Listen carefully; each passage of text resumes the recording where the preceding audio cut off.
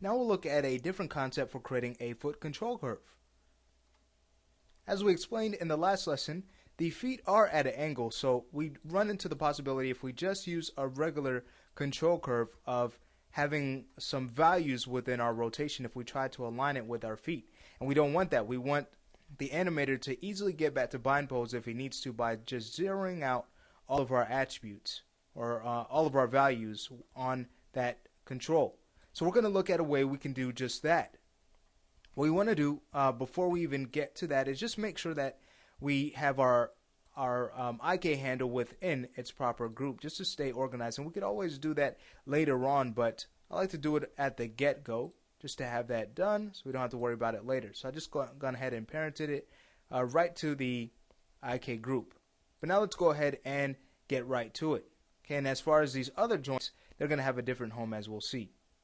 But we want to get to our 4-panel views, and we do want to use our joint tool. We'll be actually using a joint here. We'll go to our front view, and we want to make sure that this joint is going to be aligned with the origin of our grid so that it'll be zeroed out. This is going to help us to achieve that zeroed out control we're looking for.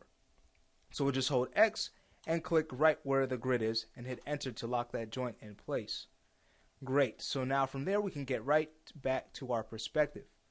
So let's go ahead and give it a name. This is actually going to be a control, so we'll call it JC underscore R underscore foot 01. Now you may be wondering, okay, with this as a control, it might be difficult to select even with these other joints in place.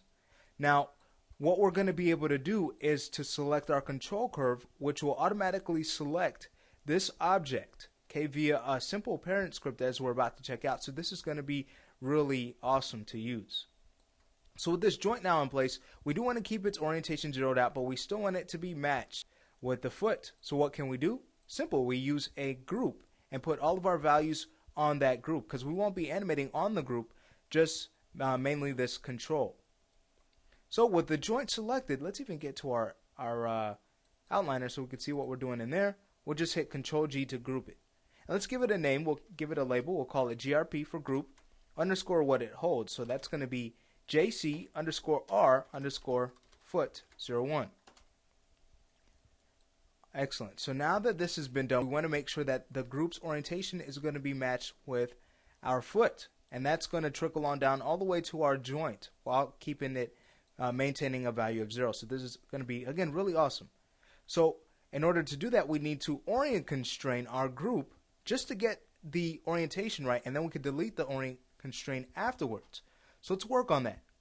We want to connect it to not our bound bone, but to our ankle bone, our reverse lock ankle bone that still has the same orientation. Doing so will help us to maintain the right constraint, the right orientation.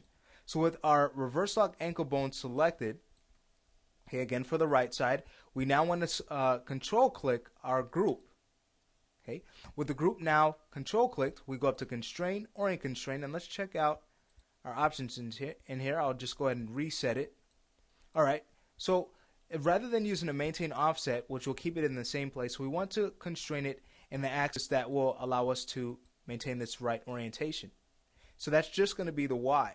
Okay, remember we moved in the Y when we set these bones in place. So with that now selected, we'll hit add. So now notice this group is matched up with the same orientation as our reverse lock ankle. Great. So from here, let's go to our outliner. We'll go to the orientation and delete it. We've gotten the information we need out of it, so that's fine. So watch this. If we go ahead and take this group now and just vert snap it right to our ankle, notice, okay, it has values. This is not zeroed out, but watch what happens if we just select the joint. Notice how that has the same orientation and it's still zeroed out, so that's really cool. But again, how do we select this object easy? Well, here is where making our control curve comes in handy. So let's go back to our group, and all we need to do is go ahead and zero that out to bring it right back to where it once was, at the or centered right there with our grid. It's going to be easier for when it comes to making that control curve, which we're about to do right now. So let's get to it. We'll go to create, we'll go to polygon primitives, and we'll make a cube. Just use a cube, and what we'll do is draw our control curve around that, or the object we'll use as our control curve. So we'll go to create, we'll go to CV curve tool options, and we want to use the linear. Okay, we'll close that out. And we now want to vert snap around the whole box. So it doesn't matter how many verts you add to each point, just make sure that we have a box at the end of it. So we'll just hold V and start clicking until we have matched up all of the verts. And we do teach in the quadruped rigging kit how to not only do this, but to make basically a quick script so that you don't have to keep doing this process. Okay, so you can just already have it via a button on your mail shelf. So again, there's a lot of cool things that we go over in that quadruped rigging kit. So I do again recommend that you check that out. All right, so that should be the box. So if we go ahead and hit enter, if we go ahead and select the cube and delete it, notice, all right, well, we're missing one edge. It's if you ever run into this, it's just not a problem at all. You could just go to edit curves, and we want to not rebuild the curve, but we want to go to our add points tool, and that will allow us to add the amount of points we need. So we'll just go ahead and make that that quick correction. There we are. So there's our box. Excellent. So from here, let's go ahead and center its pivot. And we can even add the center pivot to our shelf. So let's go ahead and do that. Go to modify, center pivot, and I even like to add freeze transforms. So we'll go to freeze transformations, add that, and even delete by type history. So we'll go to edit, delete by type, history to add that to our shelf as well. So let's go ahead and center the pivot of this box, and we'll vert snap it right to that bone. Great. Now that it's vert snap, our next task is going to be to go to our 4-panel views, go to a side view, and make sure that it's going to be properly aligned with our foot, just to give it a design. We don't want to leave it as this. Animator may not like that. We want to be pretty creative with our controls. So let's go ahead and select these curves. Okay, and what we could do to align it to the floor or to our grid is to select the Y and just hold X and middle mouse button, click and drag up to snap that there. And then for the top, we could bring that down to about this point here. And then bring in these back two verts, bring those in. These two, we could bring those down, and then going right underneath, we could bring those out following the contour of the foot, we can say. All right, great. So once we have that aligned, we can go to our front view. We can scale these in so they look a little bit better. Great. So now that this is done, we can go ahead and hit enter again. And let's say we center our pivot again and just snap this curve. We're just working on having it aligned with the foot, so we want to snap it to the curve. And also by us doing this process, when we snap it back to the joint and then do our parent connections, when we snap that joint back, the foot control curve should already be properly aligned as we need it to be. So that's really cool. But once we bring it back, again, we can go into our side view. We can just make sure that it's going to be aligned with our foot again. So we'll select these verts, and we'll just move them down so they match up with our feet. Okay.